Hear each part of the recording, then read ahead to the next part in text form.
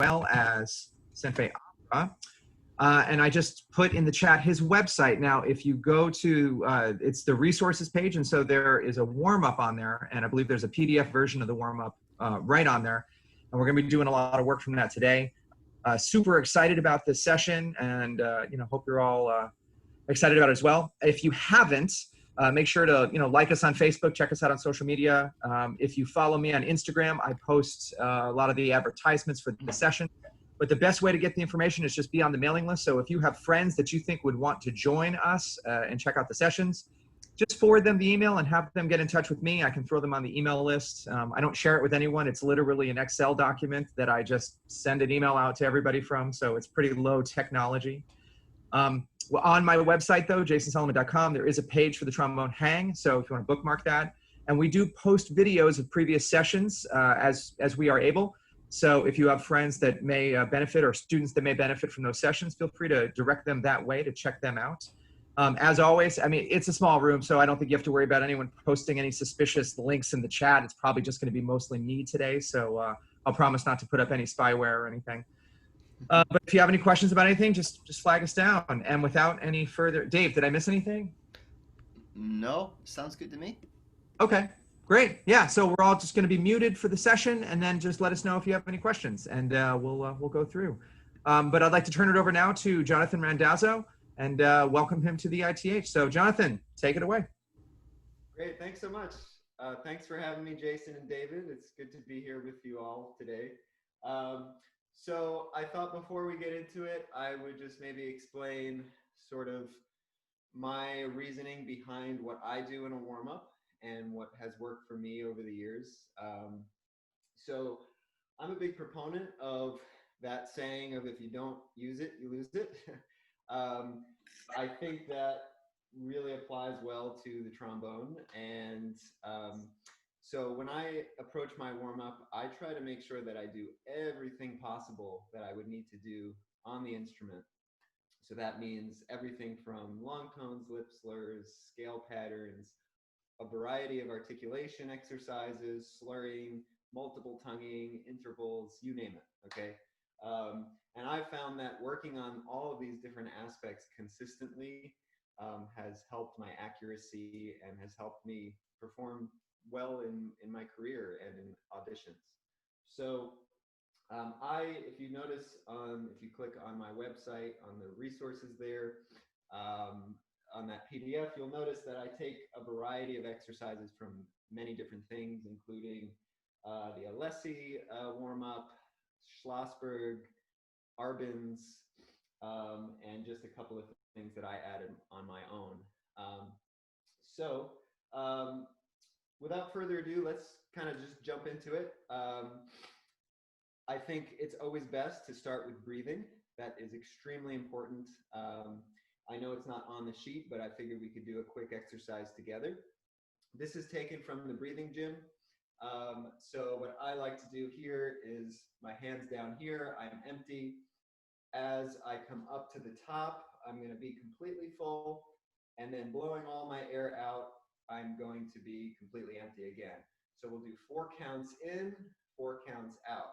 We'll do that twice, and then we'll do it 3 counts in and out, twice, then 2, then 1. And when we get to 1, that's going to really imitate a quick breath before, some entrance that you would have in a musical setting. So you want to make sure that in that 1 breath, you're completely full. Okay, so let's try that. Here's our tempo. So, and 1, 2, ready, and.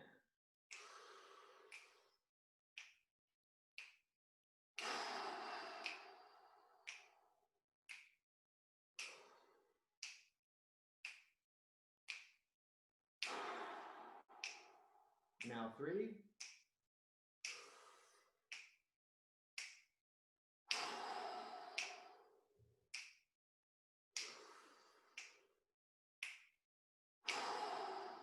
And 2.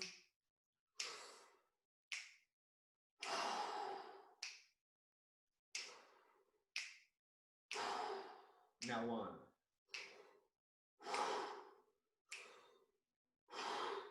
Okay, So the reason why I like keeping my arms up like this is I feel that it creates a little bit of a stretch in the back, so you can really feel the lungs expand.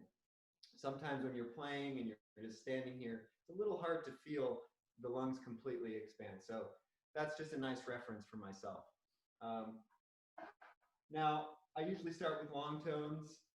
The first exercise here, if you notice, I say tongue the first note and air attack the rest. Now, the reason why I do that, you don't have to do that, but the reason why I do is I find that just focusing on the air really helps me expand my sound and focus on the best possible sound that I like and that I want to produce. Okay, so on all of these fermatas, let's do a nice diminuendo so that we're really practicing getting soft and keeping the sound as steady as possible. So start at a nice medium dynamic, and this will be our tempo. Okay.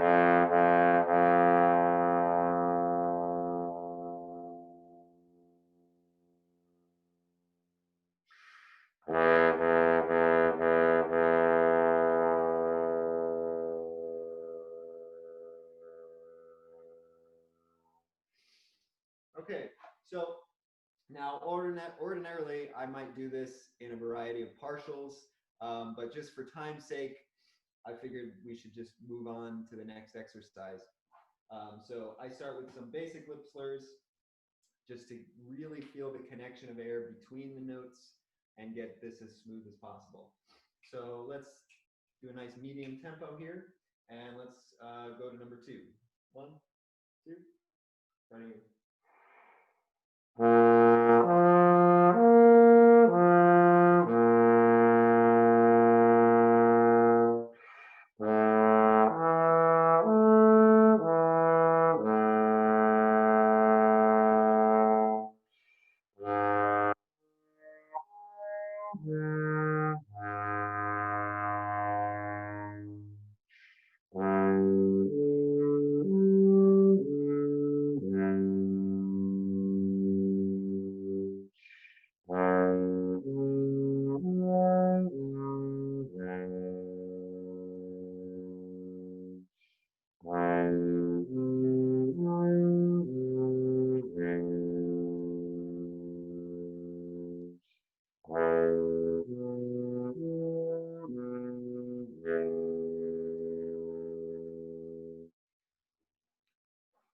Okay. After I would do that, and maybe another one, we could do number 3, or sometimes I might make up a brand new exercise. I would go to number 4. This is taken from the Alessi warm-up. And I pick a tempo that's comfortable. Always start with what you can do. For me right now, I might do it about here. Okay, so let's do this, and let's just go only to 4th position, and we'll move on from here. Okay. Sorry,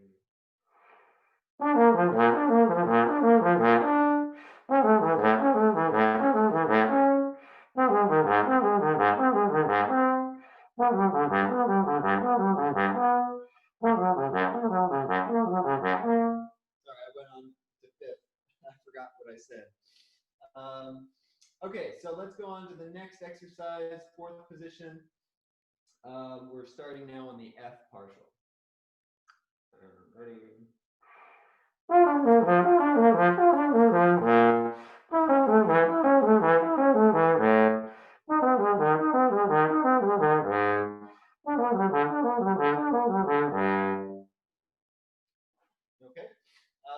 let's go ahead and do number 6 as well. This is a great one, I find, for just really getting some more faster flexibility happening. You want to make sure that you're not tonguing any of these, especially when you're going through the octave. A lot of times I find my students will sort of re-articulate the bottom note just because it's easier, but really try to get that nice smooth connection.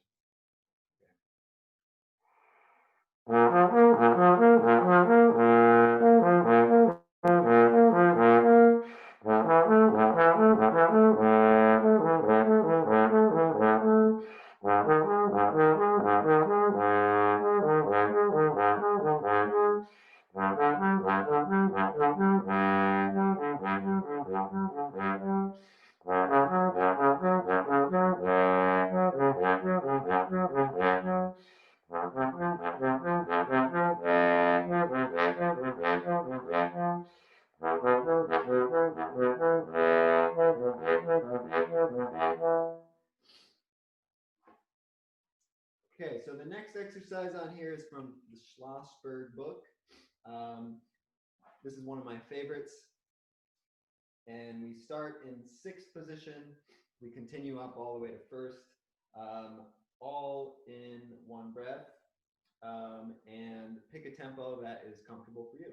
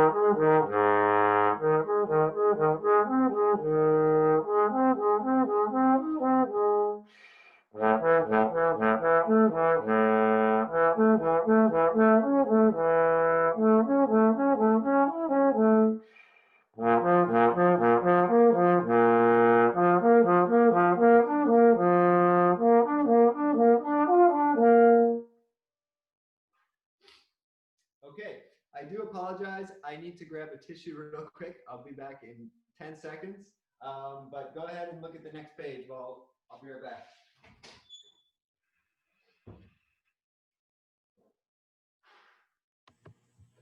One of the things I like about always being muted is that if I'm not ready for certain levels of velocity, I can just do an easier thing and it looks like I'm playing the same thing as everybody else. So I'm not saying I did that. I'm just saying that you could. Teo, good to see you, man. Yeah. You keel? Hey, haircut. Yeah, looks great, man. So the next exercise in this warm-up sheet here is for high register and accuracy building. This one can be practiced tongued or slurred. So maybe we can do a little bit of a combination of both. I like to start just sort of at the F, work my way up, and all these parses, as you see, it goes up to high F and then down to the pedal F. And then I continue down from there chromatically, so that I'm basically playing every single note on the trombone that I need to play. And I find that if I do this, by practicing and playing every note, it's going to increase my chance of better accuracy all across the instrument, and I'm not going to necessarily lose any strength or ability for hitting any of these notes by doing it every day. Now, of course, there are good days and bad days, and by me saying this, now maybe I'm going to miss some notes here, but you never know, and the important thing is you just keep trying at it every day. So, question, yeah. Yeah, I know for now we're pretty much just going to be going through it almost more of like a demonstration method. But when you're on your own, if you're having a day where your batting average is like really low, like things are just not lining up, do you take time and kind of sort that out? Or do you just use this as like you're going to go through it and by the end of it, things are kind of lined up for you? Great question. Yeah. So some days, you know, let's say I'm struggling with some of the upper notes. I might try to spend a little extra time working my way up to it. I might try slurring it, try tonguing it, see what feels better. Um, and if that still isn't working, then I say, okay, that's fine, and I move on. And you know, every day is different. But usually, if I'm doing these exercises consistently every day, it's rare that I would have a day where things aren't necessarily working. Um, and that's why I really try to do everything possible on the instrument every day. I just find that that builds the consistency that I need for my job. Um, so uh, let's try it. And of course, start with what's comfortable. If you know, if you're not comfortable playing certain notes or whatever, then that's fine, and just leave it out. Just always do what you can do and build from there. Okay. So I'm going to start tongued first, and then maybe when we get down to B flat, we can try slurring all the octaves instead, so that we get a little bit of both. So.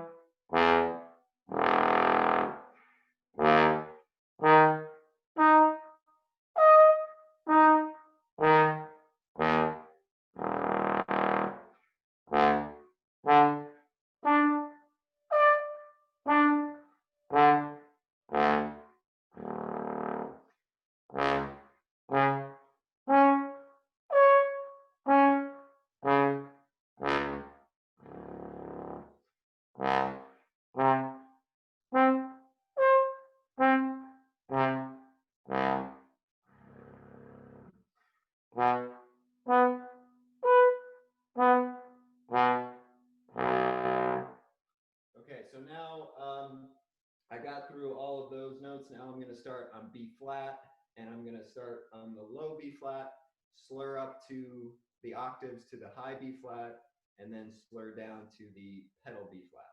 And I'll do that, continue from B flat down to F, so that we cover, like I said, every note on the instrument. So.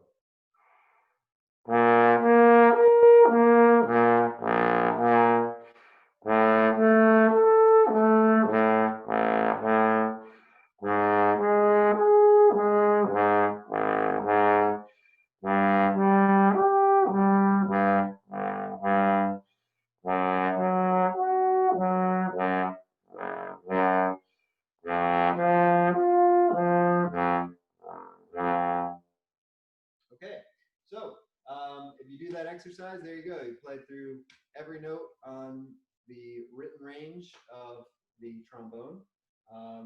And hopefully, if you do that enough, you'll find that that will help increase your accuracy and consistency with those notes.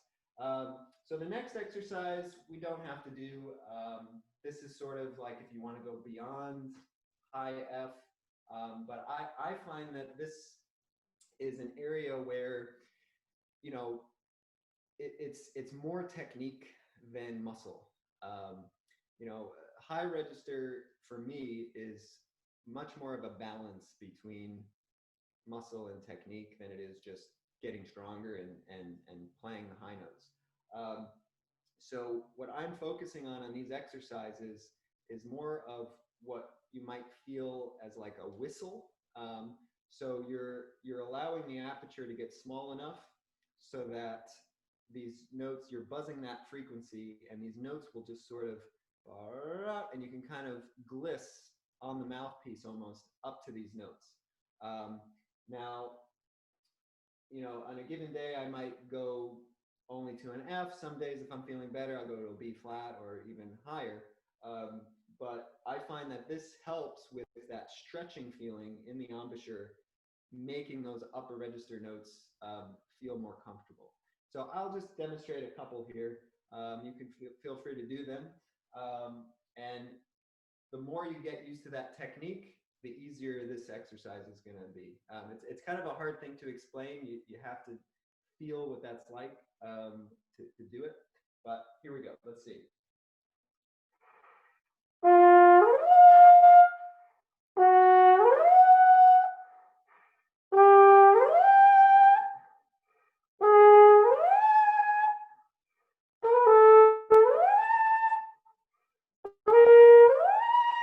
Okay, so you can hear how I'm like scooping up and hitting all the notes in between those notes. And the reason for that, again, is I'm feeling that the embouchure stretch in between those notes. And I find that that really helps with my flexibility, and with all the notes below it. It helps slot those notes better because I'm able to feel how the embouchure needs to move for the upper register notes. So this is just another little exercise for upper register that helps me. The next is a relaxer, because obviously after playing all these high notes, we don't want to just keep doing that. We're going to get very tight. It's going to make our low register not as good. So what I do is practice false tones, and I find that that helps relax the embouchure, but also helps with my low valve notes, because if I can make them sound great without the valve and in a false tone, then when I play with the valve, boom, the sound is going to be huge. So I, again, will gliss down to these notes, so B flat to E flat, again, without the valve. So.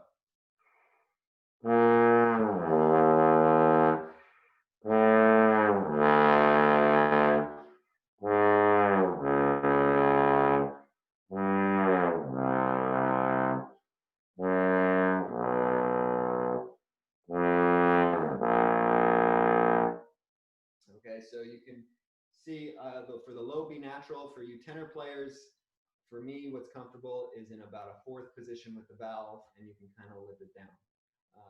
Now the next, I will either tongue, slur, or gliss these on number 11, and I just try to see how low I can go. I usually maybe will go try to get to that double pedal B flat and really feel the lips relax and vibrate. But again, go as far as you can, go as far as what feels comfortable. And if you're having trouble getting lower and lower, I find that glissing down there, starting with where you can play these notes, and then gradually glissing and feeling that embouchure, the connection of the embouchure between the note that you can play and then the note that's a little more difficult. The more you do that, the better your pedal notes are going to feel. Yeah, question. Hi. Do you have any switch in your embouchure when you go low, or you don't have to do it? A little bit. Yeah, good question. So, sorry. If this, just the second question that is coming after it is, if the switch it's too big for keeping it going down, at one point I cannot play anymore. There is no sound. It's only warm air. You think it's smart to dig a hole there? I mean, going really, really low? It depends. Okay. Well, first of all, for my low register, I try to keep my corners mostly firm, because if they're too loose, you know, you're not going to be able to play the note. And for me, I try to think, I don't know if you can see, but I bring my bottom jaw just out a little bit for the low register. And that aims the airstream up, making it a little easier to play these lower notes. Especially I find with the valve notes. Now I have a shift that kind of starts around like a pedal F and below. So right in that range, I have to do a slight shift. And for me, you know, a tenor trombonist, I never have to play down there. So for me, it's not a huge issue. But over the years, I've tried to you know, get that gap smaller and smaller. And I've had some success by doing these sort of glissing exercises and trying to really feel the connection of the embouchure when I do have to make that switch.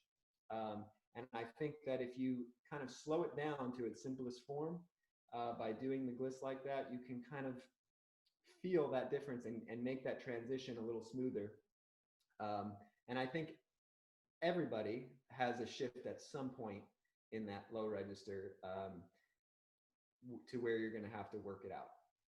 So I think it makes sense if you have one, and I think it's a good idea to keep trying to work on it and reduce it as much as possible. So does that answer your question? Okay, cool. So let's try this low register exercise.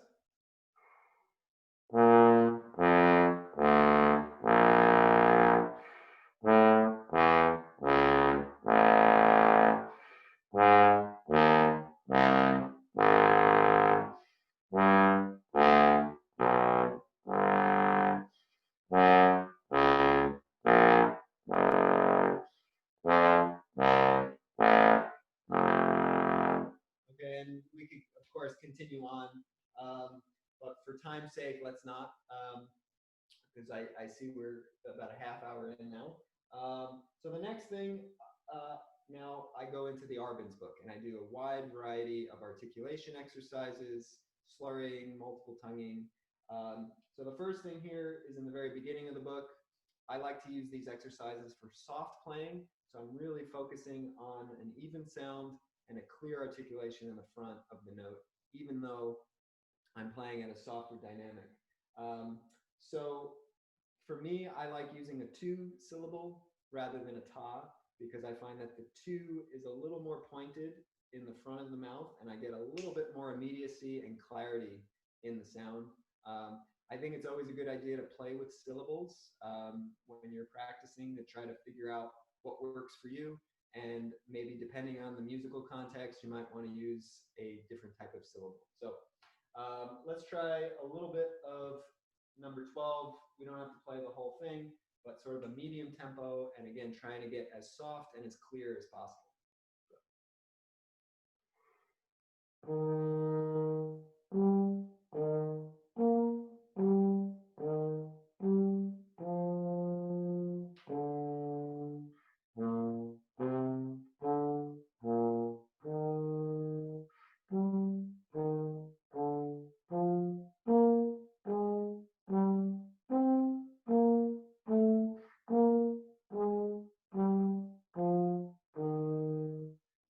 Okay, and we can also do this slurred as well. So doing natural slurs and legato slurs with this is also a great idea to practice in this dynamic. Then we get to scale patterns. So each day I might pick a different key. The Arban's is great for that because they have every key and a variety of patterns. Here I'm trying to, again, short on the and crisp on the eighth notes as I've marked here, and long on and full value on everything else. So for the eighth notes, I'm thinking of a 2-syllable and trying to get as crisp of a sound as possible. So.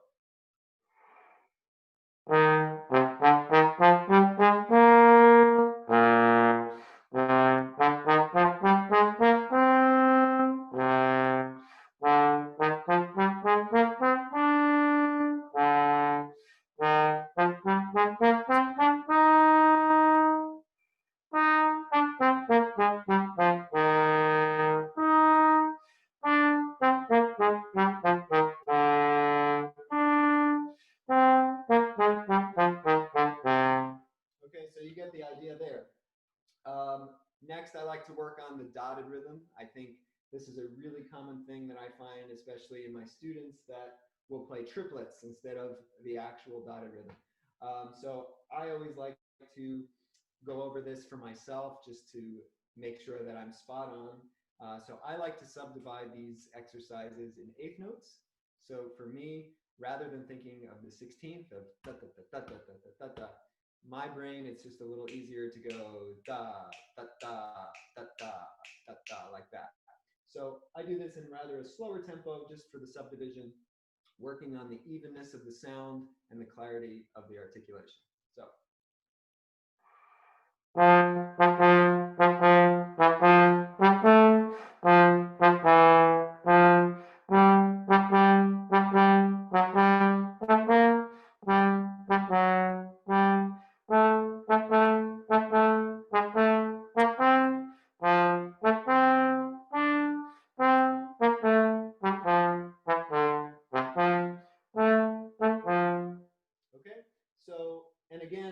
as I've noted here for all of these Arban's exercises, there's a whole range of exercises. I've listed my particular version in the pages, which is the Carl Fisher version. This is a very old book. As you see, it's falling apart. I don't even know if they have this exact version anymore. I think there's like a Joe Alessi version and a more modern version of it. So your page numbers might be a little different. So I'm just going off of what I have here, but you kind of get the gist and you can find those sections. Next we get into a little faster of a single tongue articulation. Again, always striving for the beginning, middle, and end of the note to sound the same, and having nice, clear clarity in your articulation. Okay, so I just listed number 15 as an example, so let's play a little bit of that.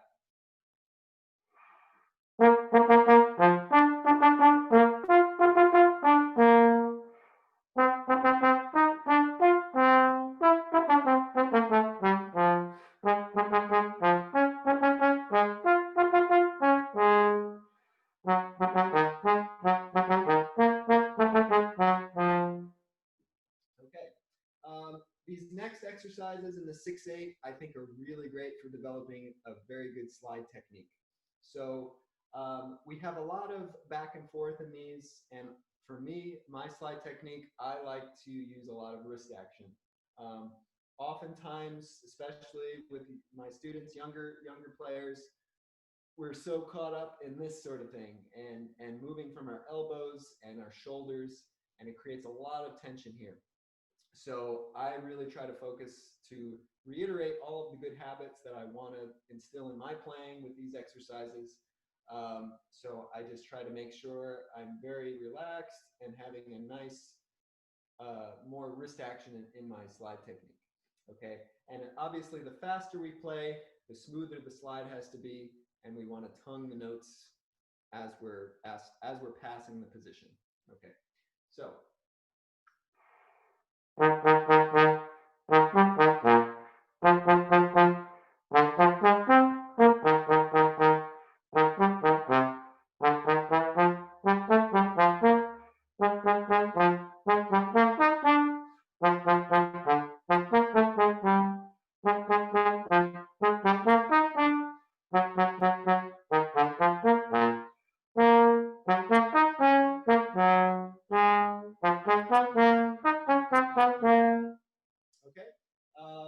Next, I go on to slurs. I like to practice these slurs from the Arbans.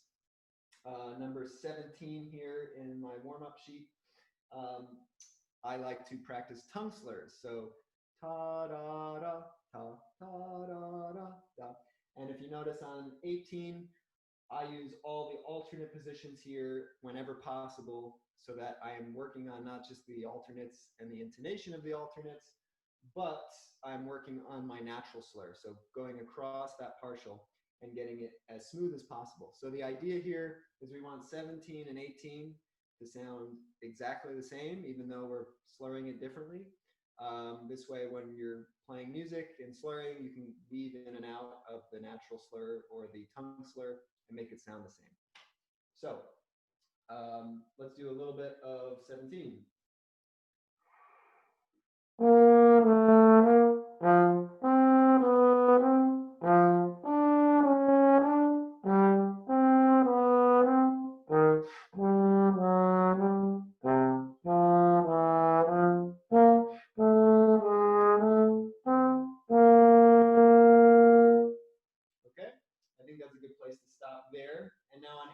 Like I said, all alternate positions.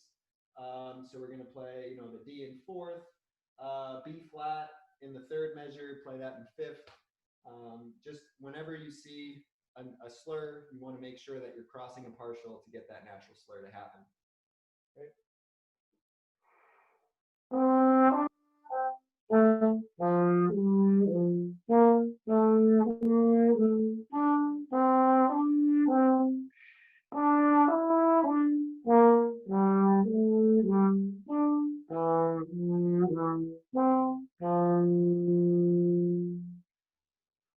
Now, when I'm slurring, I want to make sure that my slide is moving as fast as possible, and that we're really connecting the air in between. If, you know, the slide is too slow, you know, you're going to get a gliss, obviously, and if it's too fast, you're going to get to the note before.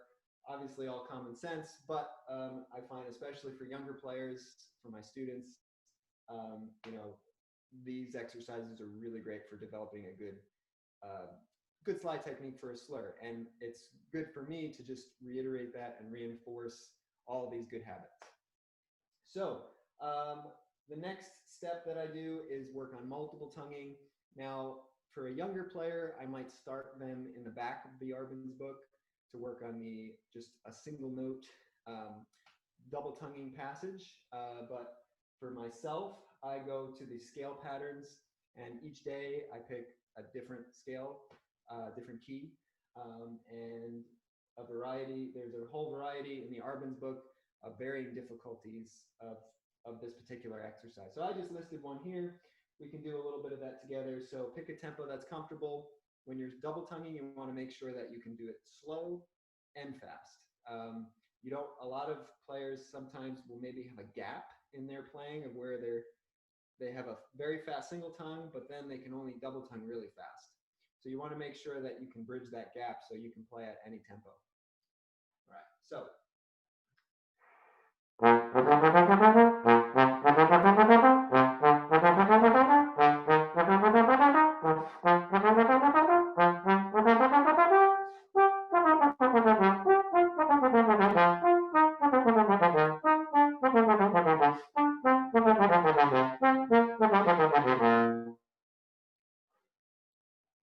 All right. Next is chromatics. It's always a great idea to practice chromatics on the trombone. It's going to improve your slide technique. And a lot of times I will incorporate triple tonguing on this as well, just to practice triple tonguing. We can do it slow, we can do it fast.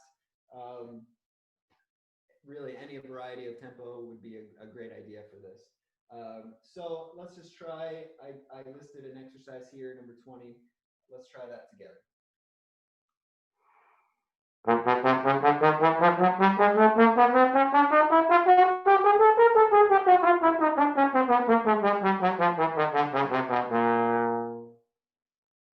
right.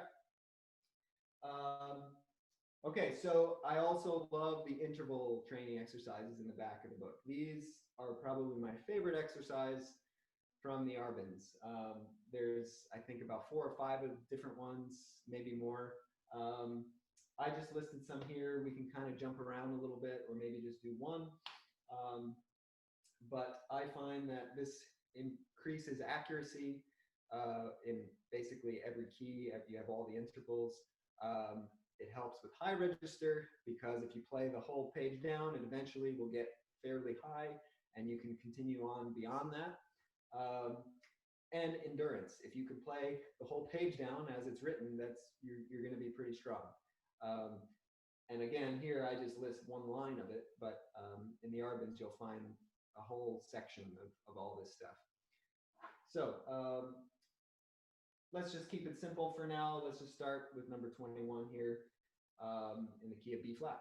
And so I like to do these both slurred and tongued. I find that they work by doing it tongued and slurred. You're working on different things.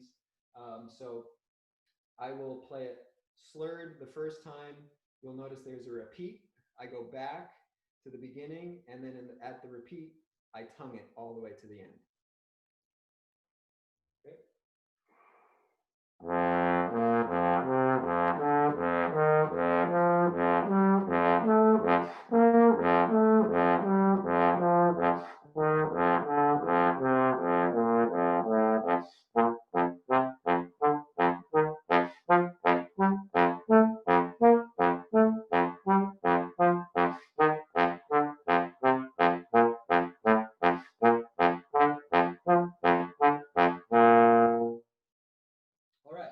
So with these exercises, it's important, again, to start with what feels comfortable.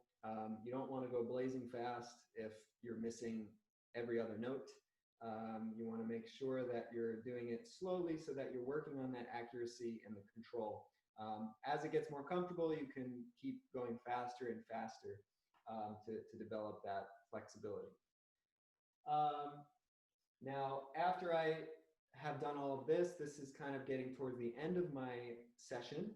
And now just to kind of wrap up, I do a handful of the more advanced lip slurs and working on maybe a little bit of trill. And then at the very end, I do maybe 1 or 2 little cool downs to get back into the lower register and just sort of relax everything once I'm finished.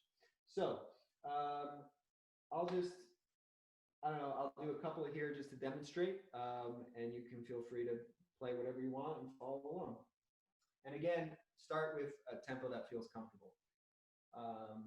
So I'm just gonna start with, I don't know, 22.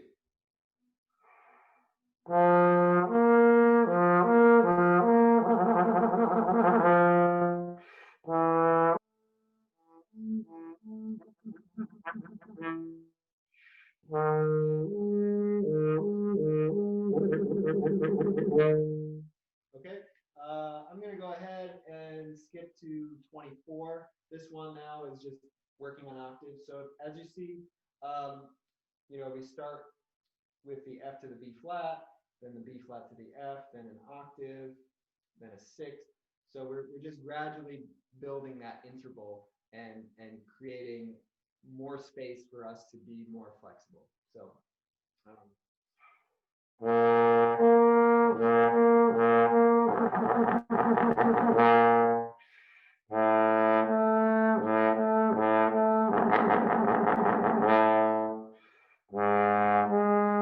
Okay, so you get the idea there.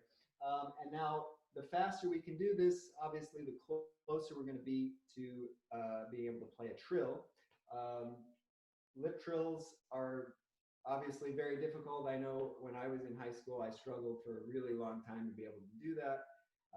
It took me many months of trying to do exercises like this until I could finally do it. And I find that if you don't use it, you lose it. So making sure that you're working on really fast lip slurs every day, I think is a good idea to keep trying to build upon that lip trill technique. So I have a variety here, 26, 27, 28, 29, and it just keeps going higher and higher, and you can continue that beyond what I have written at 29, but just for simplicity's sake, I only went up to the B flat. So this exercise kind of looks a little bit like this. And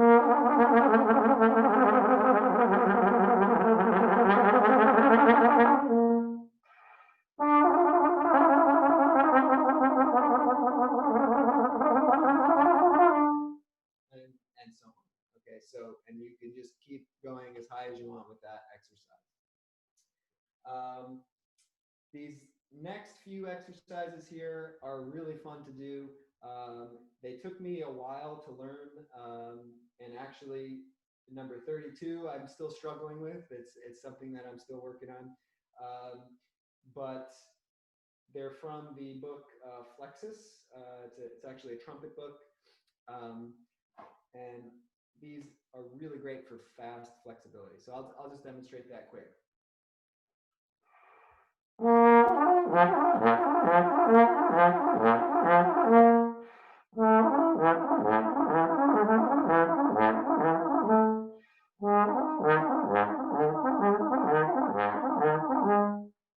Okay, so you get the idea there, all over the horn, making these large leaps, really great for building flexibility. And last, we get back to a nice cool down. I like to do maybe low octaves, or you can go back earlier when we did the low register and the false tone exercises. I like kind of doing those to warm down. So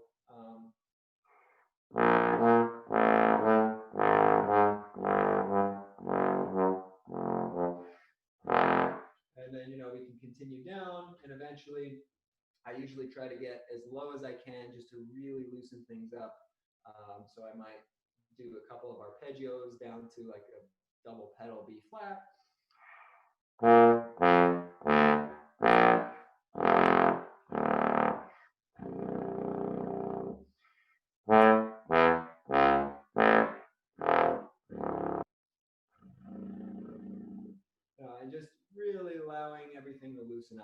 And most of the time, if I complete that, that obviously that was an abridged version, but for me, it takes anywhere from 40 minutes to an hour. And that really, like I said, goes through everything, pretty much anything that you would need to do on the trombone. And for me, that helps build consistency and allows me to be able to perform well for whatever I need to do. So that's my take on warm-ups. I hope you can use that in your routine, or use what you like, leave what you don't. And thanks so much for joining today and for having me. I figured maybe the last 10 minutes here, if people have any questions about anything, we can open it up, or we can end early with whatever you guys want to do. Can I ask a quick question? Yeah. Man, this is a great warm up, and thank you so much. It's like really concise. I really like that you just covered so much so quickly, and that's great. I was gonna ask, could you just talk a bit more when you're playing an extreme high register above the F, about like kind of like what you're saying with the embouchure? I know it's hard to describe, but yeah, that's an area I want to try to. I feel like I'm good up to about a G, and then it kind of starts to air out a bit. So yeah. Yeah. So obviously, to get higher, the aperture needs to be smaller and smaller as we go higher. So for me, it's really allowing the embouchure for that movement. I feel like oftentimes we want to have this big open sound in the upper register, and we're too open here, and so it makes certain notes in the upper register just hard to play. So I try to, as much as possible, refrain from tucking in my bottom lip, so that I am as open as possible. But I feel like with anybody, there's going to be a certain point where if you don't make the aperture smaller, this is not going to happen. So ever so slightly, as I start going higher, the bottom lip is just tucking in just a little bit underneath the bottom lip to allow for the airstream to go further and further down in the mouthpiece, and to increase the airspeed so that those upper notes can happen. Practicing in a mirror with a visualizer is great to work on that. And even buzzing on a mouthpiece, and trying to just buzz as high as you can be useful as well for that. And again, the feeling of playing up there is not like I'm gonna muscle these notes out. It's like a whistle kind of feel. And I think the reason for that is because you are slightly tucking in the bottom lip, you're speeding up the air, and you're blowing down. It's almost like if you have an empty bottle, how you blow across, but rather than blowing across the bottle, we're blowing right down into it. And so just directly down. And you can kind of feel as you're slurring up, like, notice I was kind of glissing from the F to the F and so on. You can kind of feel that transition of the air going this way and then gradually moving further and further down. And if you think about that concept, you'll little by little through practice, you'll kind of figure out what you need to do, that technique, to start feeling that stretch in the embouchure and getting those notes out. And that's what's helped me. Thank you. That's great. Yeah, Jason. Yeah, so I guess there's like three different things. There's warming up, there's maintenance, and then there's getting better at stuff. And I feel like a lot of people overlap the terms that they use for what. So I'm just curious, you can answer this in terms of how you feel now or how you feel 5 years ago or whatever, but how much of the time do you feel like you're warming up? How much of the time do you feel like you're maintaining? And how much of the time do you feel like you're actually working on getting better at something, like during this, let's call it an hour? Yeah, that's a good question. So I think when I say warm up, it's not really a warm up, as you've noticed. It's more of a routine. And I think working on all of these exercises at this point and stage in my career, a lot of it is maintenance, and just making sure that I'm going to be reliable when I show up to work, and I'll be able to sound decent for the job. Now, maybe 5-10 years ago, I was still doing a routine, of course, and it was very similar to what I'm doing now. Over the years, it changes, it develops slightly, you add new exercises. But a lot of what I'm doing now, maybe 10 years ago, I definitely couldn't do. So it's sort of a gradual progression of exercises, and obviously maintaining and doing the very basic ones to keep your playing going, but also little by little, ever so slightly pushing yourself within the routine of doing things that are maybe a little out of your comfort zone, and working on better accuracy in the upper register or low register, or more consistency in your articulation. And so you're maintaining, but also at the same time you're working on bettering your accuracy and consistency with everything in your playing. Now, for developing better technique and really advanced things, that's where I think practicing solo literature and a variety of etudes to really push your boundaries are important. And that's sort of separate than my routine. So I feel like the etudes, solos, whatever else I'm working on, that's what really will improve my musicality, my extended techniques, or just technique in general. And the routine is sort of that baseline of like maintenance, but at the same time, maybe ever so slightly keep pushing it and keep getting more and more accurate and more better, at the instrument. So that's my approach, and that's what I've been doing, I guess, the last 10-15 years that I've been doing a daily routine and developing that. Yeah. Just, would you do all these exercises if you play for audition, or let's say you have a solo performance with the piano, or you do less, and what would you do? Would you go more for the flexibility or tonguing? Yeah, that's a great question. So I think it really depends on what you're doing, like you said. I wouldn't want to do a full hour of this and then jump right into an audition, because I might be a little tired. So that's where, you need to know yourself and know your playing, and you need to know that, like, okay, if I have a performance, I'm only going to maybe warm up for 20 minutes and be ready to go, as opposed to doing a full routine. Now, maybe later in the day, I might go back and do the routine, or, if I have to play at night, then yeah, I'll do it in the morning and I'll be fine. But you have to kind of know what you have for the day. Like for me, for instance, before COVID, I was playing all the time in rehearsals, concerts, and to be honest, and teaching a lot. I didn't have like a ton of time to really practice etudes and solos and things.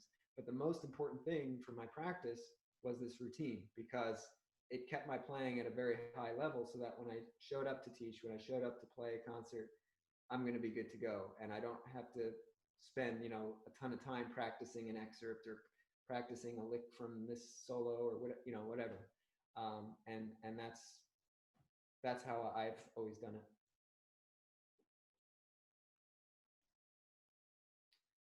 So I'm not sure if there are any other questions. We're getting close. We're actually at 11 o'clock, and I actually have a gig. It's my first gig in 7 months. So thank you. I'm excited. So I'm probably going to have to sign off now. But it was a real pleasure being with you all today, and thanks again to David and Jason for having me on. Hopefully this was useful. And, it was great. Thank you. Yeah, we really appreciate it. Yeah, I'm sure everybody got something, and that's what's really great about these sessions, is that everyone's got a different take of, similar things. But thank you so much for sharing with us. Thank you. And Jonathan, I know you have to run, so have fun at the gig. Play well for all of us. Appreciate it. For those of you that caught the Jeremy Wilson session, I don't know how many sessions ago it was. I just wanted to put a plug out there. He has a live recital tonight that is going to be broadcast from the Blair School of Music. So I'm going to go ahead and throw a link in the chat. So if you wanted to check out Jeremy's recital, that's one of the many events going on. And yeah, so there, just figured I'd throw that out there in case you wanted to check that out. But yes, but Jonathan, thank you so much. Really appreciate it. It's been fantastic. Great. Well, thanks so much. I really enjoyed this. This is great. Yeah, cool. Awesome. Thank you. All right. Thanks, guys. Take care. Be well, We'll see Jonathan. ya. Bye-bye. Bye-bye. Bye-bye. Cool. Yeah. And thanks for coming. Yeah. I'll see you all soon. I am. Dave, I don't know if you're interested or if anyone else is interested, but I started a Google sheet of all of the live stream concerts that I could find. So like doctoral trombone recitals at UNT, or Wilson recitals, or the Cincinnati concerts that are broadcast or whatever. So if you wanted me to if you wanted me to share that with you, just send me your email and be like, share that document with me if you want to check out the live stuff. Yeah. Fun. Yeah, please do. Yeah. Yeah. That'd be great. So Teo, it's good to see you. Hi guys. hey. How's work? It's fun. Yeah. It's fun. It was nice Yeah. coming back and play. Yes. And I was alone with my kids for a month because my wife got a new project in Switzerland, and it's theater with live music. Okay. So she was like, they have rehearsals all the day, and with singers and with dancers and everything, with